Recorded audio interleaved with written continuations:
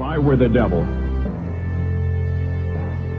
if I were the prince of darkness, I'd want to engulf the whole world in darkness, and I'd have a third of its real estate and 4/5 of its population, but I wouldn't be happy until I had seized the ripest apple on the tree, thee. So I'd set about, however necessary, to take over the United States. I'd subvert the churches first. I'd begin with a campaign of whispers. With the wisdom of a serpent, I would whisper to you as I whispered to Eve, do as you please. To the young, I would whisper that the Bible is a myth. I would convince them that man created God instead of the other way around. I would confide that what's bad is good and what's good is square.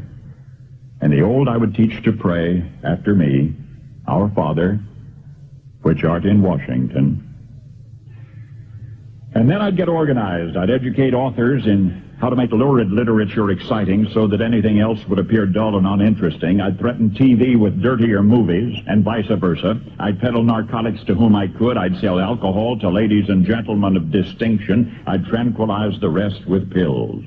If I were the devil, I'd soon have families at war with themselves, churches at war with themselves, and nations at war with themselves, until each in its turn was consumed. And with promises of higher ratings, I'd have mesmerizing media fanning the flames.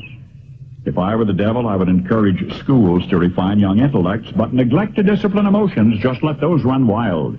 Until before you knew it, you'd have to have drug-sniffing dogs and metal detectors at every schoolhouse door. Within a decade, I'd have prisons overflowing. I'd have judges promoting pornography. Soon I could evict God from the courthouse, then from the schoolhouse, and then from the houses of Congress.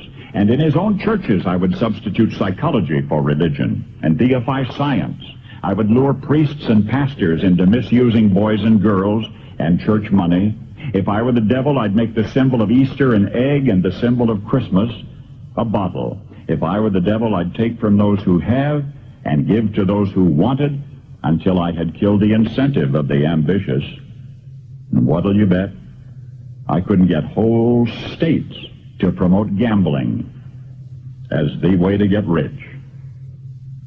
I would caution against extremes in hard work, in patriotism, in moral conduct. I would convince the young that marriage is old-fashioned, that swinging is more fun, that what you see on TV is the way to be.